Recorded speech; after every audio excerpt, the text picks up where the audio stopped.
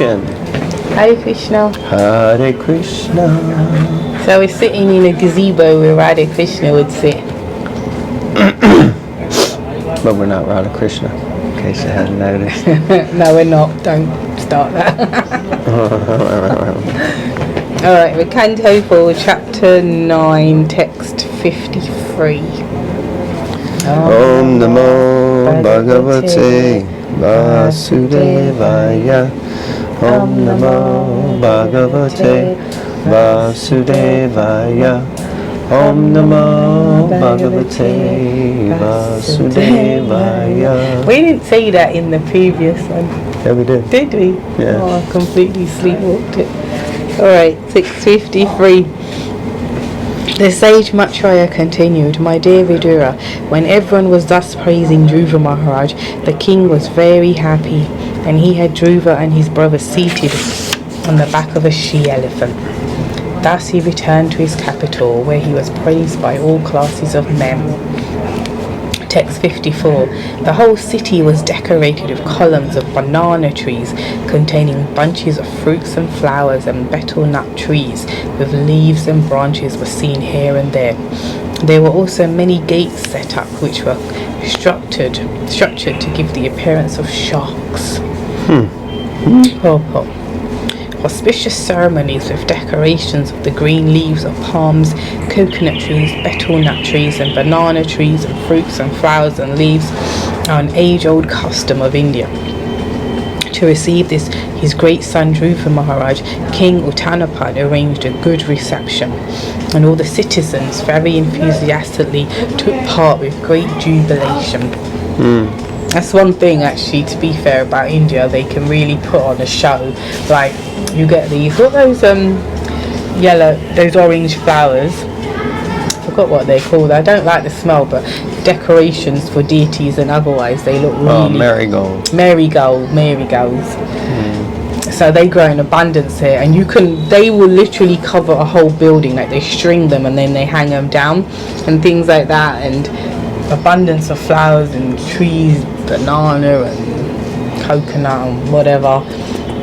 That's one thing, isn't it? The floral side of it. It's like it's pretty far out. And we were just sitting here, you can't see it, but so many lush. This is MVT, the race where you can stay, and the temple's opposite, the ISKCON temple. But they're so lush, isn't it? Very so. Lush, not the shop where they sell soap, but Text 55. At each and every gate there were burning lamps and big water pots decorated with different colored cloth, strings of pearls, flower garlands, and hanging mango leaves. Yeah, really know how to throw a party and decorate. In the capital city, there were many palaces. Oh, I didn't get my shutter. I have to remember that. Sorry. In the capital city, there were many palaces, city gates, and surrounding walls, which were already very, very beautiful. And on this occasion, all of them were decorated with golden ornaments. The domes of the city palaces glittered, as did the domes of the beautiful airplanes which hovered over the city. Purport. Regarding the mention of airplanes here, it is suggested by Srimad Vijayadwaj Tirtha that on this occasion the demigods from higher planetary systems also came in their airplanes to bestow their blessings on Dhruva Maharaj on his arrival at the capital of his father. It also appears that all the domes of the city palaces, as well as the pinnacles of the airplanes, were decorated with ornamental work in gold, and being reflected by the sunshine, they were all glittering. We can observe a specific distinction between Dhruva Maharaj's time and modern days, for the airplanes in those days were made of gold, whereas at the present moment, airplanes are made of base aluminium. This just gives a hint of the opulence of Dhruva Maharaj's days and the poverty of modern times. Okay, so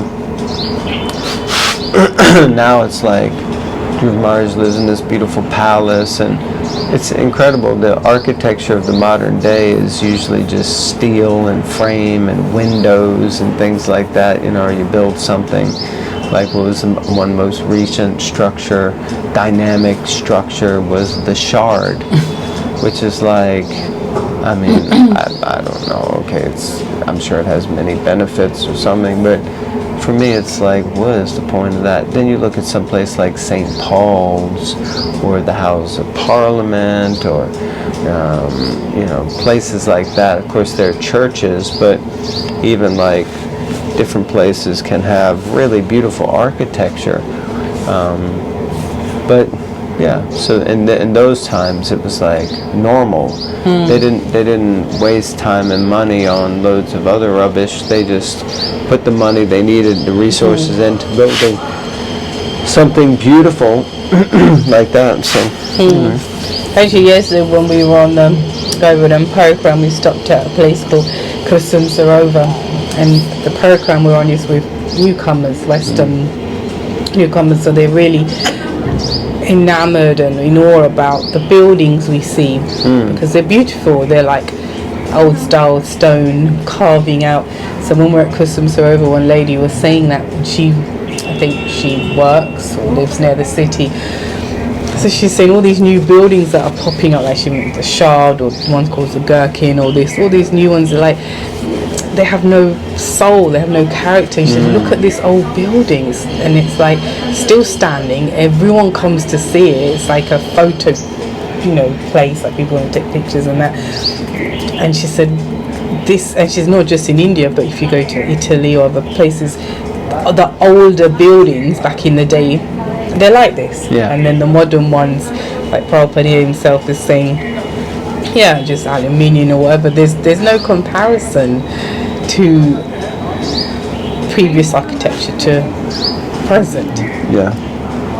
Alright, although they can consider themselves like great architectural designers, like it's great feats of architecture. But an interesting point to put into place there is the TOVP, which is being built, and which so much time and energy is being put into that, the design, the beauty, and it's also something that's meant to stand for like, good 1,000+ years. So, nice.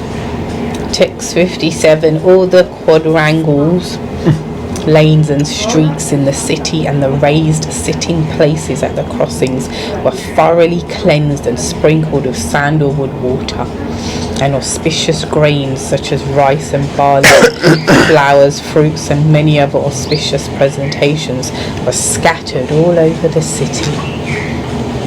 Text 58 and 59. In case you didn't know, quadrangle, you know what a quadrangle is? Is it a corner? Kind of. It's a space in front of a building, usually rectangular in shape, that is kind of an open space, green space like that. At least that's what the Oxford Dictionary says. Okay, thank you. You're welcome. Text 58 and 59. Thus as Dhruva Maharaj passed on the road from every place in the neighbourhood, all the gentle household ladies assembled to see him, and out of maternal affection they offered their blessings, showering him with white mustard seed, barley, curd, water, newly grown grass, fruits and flowers. In this way Dhruva Maharaj, while hearing the pleasing song sung by the ladies, entered the palace of his father. Text 60. Dhruva Maharaj thereafter lived in his father's palace, which had walls bedecked with highly valuable jewels. His affectionate father took particular care of him, and he dwelled in that house just as the demigods live in their palaces in the higher planetary systems. Text 61. The bedding in the palace was as white as the foam of milk and was very soft. That would be nice. The bedsteads were made of ivory with embellishments of gold, and the chairs, benches and other sitting places and furniture were made of gold. Text 62. The palace of the king was surrounded by walls made of marble with many engravings made of valuable jewels like sapphires, which depicted beautiful women with shining jewel lamps in their hands. Purport. The description of King Uttanapad's palace depicts the state of affairs many hundreds and thousands of years ago, long before Srimad Bhagavatam was compiled. Since it is described that Maharaj Dhruva ruled for 36,000 years, he must have lived in the Satya Yuga, when people lived for 100,000 years. The life durations in the 4 yugas was also mentioned in the Vedic literature. In the Satya Yuga, people used to live for 100,000 years. In the Treta Yuga, people lived for 10,000 years. In Dwapara Yuga, they lived for 1,000 years. And in this age, Kali Yuga, people may live up to 100 years. With the progressive advance of each new yuga, the duration of human life is reduced by 90%, from 100,000 to 10,000, from 10,000 to 1,000, and from 1,000 to 100. 100 if you're lucky, quite frankly. Yeah, then you get a letter from the Queen. Yeah, she didn't get a letter from herself though, sadly. She made it to 100, right? Or just shy? Yeah, and her husband made it. Was it 99? Oh yeah, that's right. It was her husband that made it. Oh, just shy of 100. Sad. But anyway, yeah, so it's interesting describing King Uttanapad's castle palace and all this like gold. They use gold to sit on, furniture and the jewels, because just the other day I like history and that, I was just seeing Tutankhamun, his mummy, king, Egyptian king. No, what did they open? His coffin. They showed his tomb. Anyway, they showed a photograph of his shoes. I mean, just his slippers, not like fancy pants shoes that you go out with. It's just his home slippers, which nowadays people wear. You know that when in Indian weddings you have those Aladdin type slippers, but they were decorated. I mean, the part where you put your foot as well as the part on the outside had artwork on it.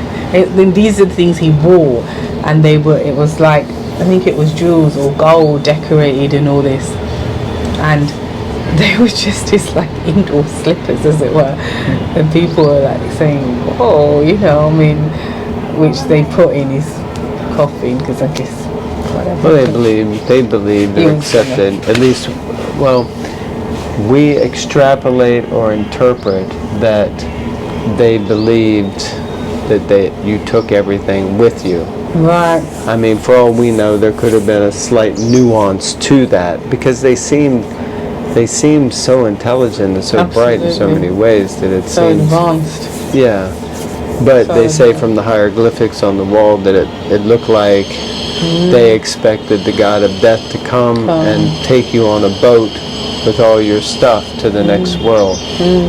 But as we know, you don't take anything with you, not even a stitch of fabric, and so all that stuff just sat there, and then hundreds of years later was looted by dacoits who stole everything. Terrible. It is said that Dhruva Maharaj was the great-grandson of Lord Brahma. This indicates that Dhruva Maharaj's time was in the Satya Yuga in the beginning of creation, during one day of Lord Brahma. As stated in the Bhagavad Gita, there are many Satya Yugas. According to the Vedic calculation, at the present moment, the 28th millennium is current. It can be calculated that Dhruva Maharaj lived many millions of years. Many millions of years ago. But the description of the palace of Dhruva's father is so glorious that we cannot accept that advanced human civilization did not exist even 40 or 50,000 years ago. There were walls like those in the palace of Maharaj Uttanapad even very recently. There were walls like those in the palace of Maharaj Uttanapad even very recently during the Mughal period. Okay. Everyone who has seen the Red Fort in Delhi must have marked that the walls are made of marble and were once decorated with jewels during the British period all these jewels were taken away and dispatched to the British Museum. So there you have the most, I guess you could say, corrupt yet glorified kind of community of people. That they just came into the country and started dismantling everything of value, stripping it down to its base elements, and then shipping it back over here to put in a museum, as if like that's okay, you know. What can be done? Guess when you have that mentality. Fine. Next paragraph. The conception of worldly opulence was formerly based mainly on natural resources such as jewels, marble, silk, ivory, gold and silver. The advancement of economic development was not based on big motor cars. Advancement of human civilization depends not on industrial enterprises but on possession of natural wealth and natural food, which is all supplied by the Supreme Personality of Godhead, so that we may save time for self-realization and success in the human form of life. This was also noted. Human form of body. This was also noted yesterday when we were doing the Govardhan Parikram, and someone was commenting how healthy people looked. Okay, they may be skinny, and by Western standard, they're, in India, Africa, they're so skinny, as it were. But this person was saying that they looked content, they looked happy, and when we were walking, you could see how simply they lived as well. And they were just commenting how we have so many extra add-ons, as it were, things that we feel we need, or necessary, unnecessary things, and that add another look, as it were. Or, you can even physically people's face. They were just commenting on the look of people, ladies and men. They just didn't look so worn down, or they just looked very alert, very bright, content, simple. Living off the land, as it were. Simple living, high thinking. Okay, last paragraph. Another aspect of this verse is that Dhruva Maharaj's father, Uttanapad, would very soon give up attachment for his palaces and would go to the forest for self-realization. From the description of Srimad Bhagavatam, therefore, we can make a very, very thorough comparative study of modern civilization and the civilization of mankind in the other millenniums, Satya Yuga, Treta Yuga, and Dwapara Yuga. So, yeah, basically it sounds like King Uttanapad is planning to roll out of there pretty quick. He's got Dhruva Maharaj back. What is his motivation for leaving? Is it just self-realization? Is it embarrassment because of what happened? Is it that he feels that Dhruva Maharaj is more qualified? Interesting to understand. But nevertheless, he's leaving. And yeah, so then we see that Srimad Bhagavatam explains that we can make a study between modern civilization and Vedic civilization, and from different millenniums, and we can see what is the standard then and what is our standard now, and just kind of basically how degraded we've actually become in Kali Yuga compared to the standards. And we think things are opulent here and now, but then it was just like immense opulence. Like that. Okay. All right, so I think we'll call it quits. Let's see. Call it quits. Yeah, our next reading we may finish the chapter, but let's see. Let's see. All right, thank you all very much. Please, again, read the Bhagavatam. It is the month of December, although it's a very rare thing for me especially to not be in the West during the month of December, focusing on distributing books. But anyone who's interested in any books, let us know. We'd love to be able to distribute a few here from Sri Vrindavan Dham, at least over the internet or something. So thank you very much. Srila Prabhupada Ki Jai. Grantaraj Srimad Bhagavatam Ki Jai.